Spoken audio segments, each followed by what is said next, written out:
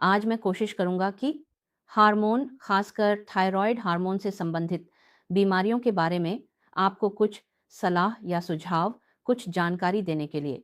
तो सबसे पहले आइए जानते हैं कि हार्मोन असल में क्या है? हम आजकल बार-बार कहते हैं कि उसे हार्मोन की बीमारी है, ये है, वह है। यह असल में क्या है? अगर हार्मोन विज्ञान को आसान भाषा में समझाना हो, एक कौन तो यह एक केमिकल या एक रस है।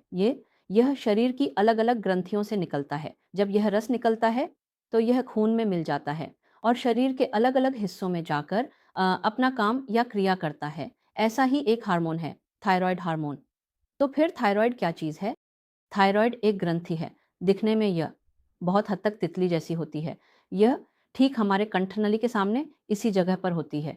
यहाँ से जो रस निकलता है उसे ही हम थायरॉइड हार्मोन कहते हैं। ये थायरॉइड हार्मोन आपके, मेरे, हम सबके शरीर में होता है और हमारे सामान्य जीवन के लिए यह हार्मोन विशेष रूप से अनिवार्य है।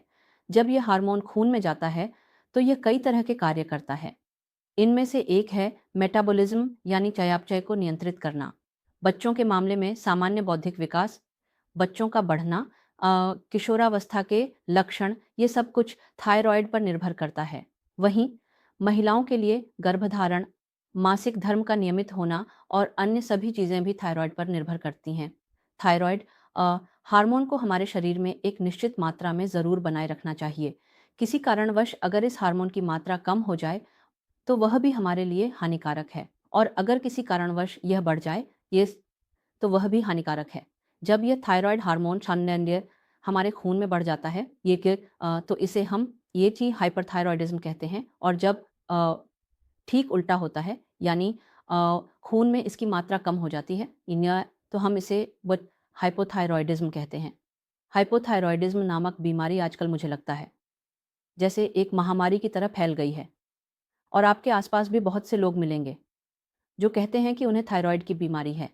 तो और आज मैं मुख्य रूप से अम्ल हाइपोथायरॉयडिज्म के बारे में बात करना चाहता हूँ। अब तक तो आप समझ ही गए होंगे कि थायरॉइड एक ग्रंथि है और थायरॉइड की बीमारी है हाइपोथायरॉयडिज्म। आइबुस जब यह हार्मोन खून में कम हो जाता है, हाइकम, तो सवाल उठता है कि ये ऐसा क्यों होता है? अक्सर मरीज आकर मुझसे पूछते हैं कि यह किस कारण से हुआ? क्या यह मेरी खाने-पीने की गड़बड़ी की वजह से है या यह मेरी जीवन शैली की गड़बड़ी है या फिर कोई और वजह? अच्छा, अब अगर कारणों को समझाकर बताना हो तो ज़्यादातर मामलों में यह बीमारी जेनेटिक या वंशानुगत होती है। आप देखेंगे कि परिवार का इतिहास लेने पर माँ को था, बहन को था, पिता को था, अब शायद बेटे या बेटी को हो गया है। यही असल में मुख्य कारण है। इसके अलावा अगर खाने-पीने के बारे में पूछा जाए बात तो आयोडीन की कमी एक मुख्य कारण है। पुराने ज़माने में तो आयोडीन की कमी ही थायरॉइड रोग का मुख्य कारण थी।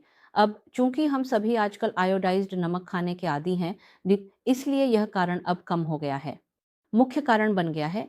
जेनेटिक के अलावा अन्य कारणों में जैसे गले की कोई सर्जरी, अगर किसी ने थायरॉइड की सर्जरी करवाई हो या कुछ दवाओं के साइड इफ़ेक्ट या उनके असर के कारण भी हाइपोथायरॉयडिज़्म नामक बीमारी हो सकती है।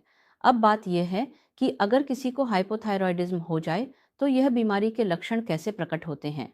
हाँ, या आपको कब संदेह करना चाहिए कि आपको किसी विशेषज्ञ डॉक्टर के पास जाना ज़रूरी है?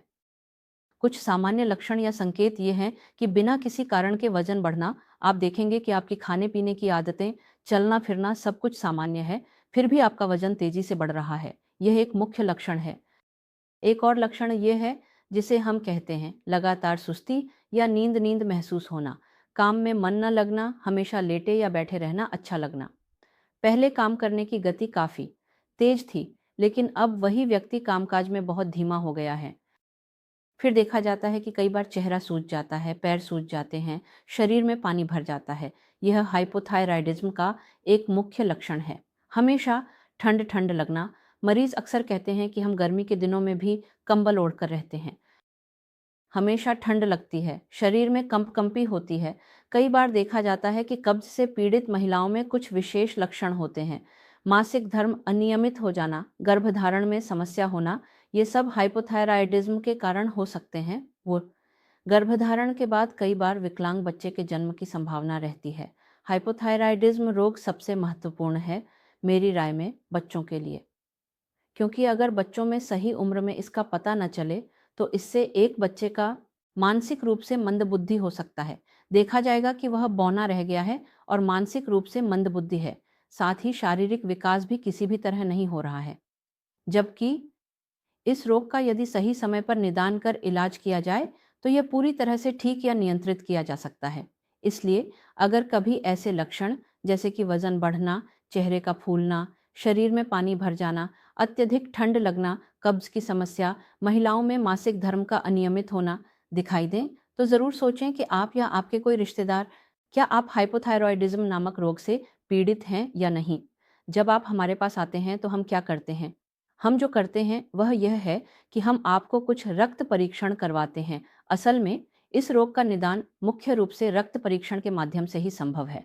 अब तक आप में से कई लोग जान चुके हैं कि हम ब्लड FT4 और TSH नामक 2 रक्त परीक्षण करके इस रोग का पता लगाते हैं। हमारा उद्देश्य होता है कि आपके रक्त में इन हार्मोनों का स्तर बिल्कुल सामान्य बनाए रखा जाए, ताकि आपके शरीर की सामान्य शारीरिक क्रियाएं सुचारू रूप से चलती रहें और आपके रोग के सभी लक्षण भी दूर हो जाते हैं। इस मामले में हम आपसे केवल एक ही चीज़ की अपेक्षा करते हैं, वह यह है कि आपको थायरॉक्सिन या थायराइड के नाम से विभिन्न नामों में उपलब्ध दवा लेनी होगी। असल में यह थायरॉक्सिन नामक वही हार्मोन है जिसे टैबलेट के रूप में दिया जाता है और आपको यह दवा लेनी होगी। अब कई बार मरीज इस बात से परेशान हो जाते हैं कि उन्हें यह दवा हमेशा क्यों लेनी पड़ती है, या फिर कई लोग डरते हैं कि कहीं यह बीमारी कैंसर जैसी कोई गंभीर बीमारी तो नहीं। सुनते ही कई लोग घबरा जाते हैं। इस बारे में मैं जो कहना चाहूँगा वह यह है कि हाइपोथायरॉयडिज्म एक बहुत ही सामान्य बीमारी है। हाइपोथायरॉयडिज्म दवा के माध्यम से पूरी तरह से नियंत्रित की जा सकने वाली बीमारी है और आपको बस यह सोचना है कि इस बीमारी में आप केवल रोजाना एक टैबलेट लेने के जरिए पूरी तरह से स्वस्थ जीवन जी सकते हैं। इसलिए इससे डरने की बिल्कुल भी कोई ज़रूरत नहीं है। आपको बस थोड़ी-सी मोटिवेशन, थोड़ी-सी अनुशासन और नियमित फ़ॉलो-अप की ज़रूरत है। बस यही असल में बहुत ही ज़रूरी है। अब बात यह है कि जो लोग पहले से ही हाइपोथायरॉयडिज़्म से पीड़ित हैं और जो लोग थायरॉक्स नामक दवा नियमित रूप से ले रहे हैं, उनके लिए सलाह क्या है? यह दवा असल में सुबह खाली पेट लेनी होती है, नाश्ता करने से 1 से 2 घंटे पहले, और अन्य खाना या दवा 2 घंटे बाद लेनी चाहिए। अब बहुत से लोग हैं जो ऑफ़िस जाते हैं, वे कहते हैं कि सुबह मेरे लिए समय मैनेज करना संभव नहीं है। उनके लिए अच्छा सुझाव यह है कि आप दवा रात को सोने से पहले लें और रात के खाने और सोने के बीच 2 घंटे का अंतर रखने की कोशिश करें। तब भी दवा आपके शरीर में सही तरीके से काम करेगी। कुछ लोग हैं जो एक बार दवा शुरू करके आराम महसूस करते हैं, तो कुछ दिनों बाद सोचते हैं कि मेरी बीमारी ठीक हो गई, अब मैं दवा लेना बंद कर दूं। बाद में जब फिर से वज़न बढ़ जाता है या तबीयत खराब हो जाती है, तब वे फिर हमारे पास आते हैं। अब बात यह है कि आपको यह बात ज़रूर ध्यान में रखनी होगी कि यह मेरी जीवन भर की बीमारी है। यह एक नियंत्रित की जा सकने वाली बीमारी है, लेकिन यह पूरी तरह से ठीक होने वाली बीमारी नहीं है और मुझे दवा लेकर ही स्वस्थ रहना होगा। अगर आप यह बात दिमाग में रख लें और रोज़ाना चावल खाने की तरह टैबलेट भी लें तो फिर कोई समस्या नहीं होनी चाहिए। अब सवाल यह है कि इलाज के दौरान आपको कितने समय बाद हमारे साथ संपर्क करना चाहिए। आमतौर पर जब तक खून में हार्मोन का स्तर नियंत्रित नहीं हो जाता, हम मरीजों को हर 2 महीने बाद आने के लिए कहते हैं। जब यह पूरी तरह से नियंत्रण में आ जाता है, तब साल में 1 या 2 बार डॉक्टर के पास जाना ही काफ़ी होता है, लेकिन आपको साल में 1 या 2 बार ज़रूर जाना चाहिए। अगर आप नहीं जाएँगे, तो आपकी इच्छा शक्ति कम हो जाएगी।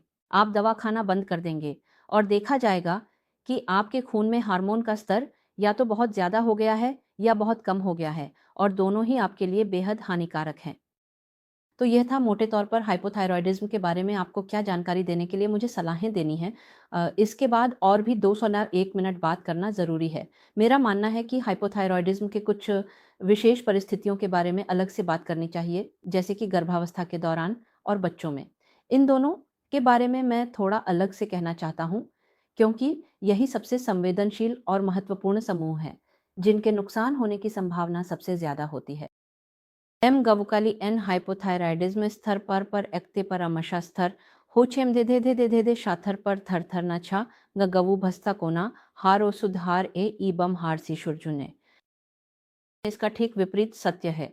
हाइपोथायराइडिज्म के लिए गर्भावस्था के दौरान थायराइड की देखभाल आवश्यक है, अन्यथा अजन्मे बच्चे के मानसिक विकास का क्या होगा? लेकिन ऐसा नहीं होगा। इससे अजन्मे बच्चे के मस्तिष्क का विकास बाधित होगा। इसके लिए आवश्यक हार्मोन थायराइड और अजन्मे शिशु हैं। यह हार्मोन पूरी तरह से माँ के शरीर से प्राप्त होता है और माँ इसे वायरस नामक टैबलेट के माध्यम से प्राप्त करती है। इसलिए गर्भावस्था के दौरान इस दवा को बाहर नहीं किया जा सकता है, लेकिन गर्भावस्था के दौरान इसकी मात्रा को नियंत्रित किया जाना चाहिए। इसे दूसरी तरफ बढ़ाया जाना चाहिए। जन्मजात हाइपोथायराइडिज्म नामक एक स्थिति होती है जो जन्म के बाद शिशुओं में होती है। यह जन्मजात हाइपोथायराइडिज्म विभिन्न कारणों से हो सकता है। देखा गया है कि यदि इसका पता जन्म के 2 सप्ताह के भीतर चल जाए और इलाज शुरू कर दिया जाए, तो ये बच्चे पूरी तरह से सामान्य जीवन जी सकते हैं। लेकिन अगर माता-पिता इस मामले में लापरवाही करते हैं और बीमारी का सही तरीके से निदान नहीं होता, तो बच्चा बौना रह जाता है। उसमें किशोरावस्था के कोई भी लक्षण प्रकट नहीं होते और वह मानसिक रूप से मंद या विकलांग हो सकता है। ऐसे बच्चों को हम क्रेटिनिज्म कहते हैं। इसलिए देखिए, यह एक ऐसा रोग है। सिर्फ सही समय पर निदान करके और रोजाना 1 या 2 गोलियां लेने के माध्यम से आप और मैं पूरी तरह से स्वस्थ जीवन जी सकते हैं। जो ज़रूरी है, वह है हमारे अंदर थोड़ी-सी जागरूकता बढ़ाना। अगर हम थोड़ी-सी भी जागरूकता बढ़ा लें, तो हम इस बीमारी से पूरी तरह सुरक्षित रह सकते हैं। तो सिर्फ दर्शकों और उम्मीद है कि आज की चर्चा से आप कुछ न कुछ लाभान्वित हुए होंगे। आपके किसी भी सवाल का जवाब अगर भविष्य में देने का मौका मिला तो ज़रूर दूंगा। तब तक आप स्वस्थ रहें।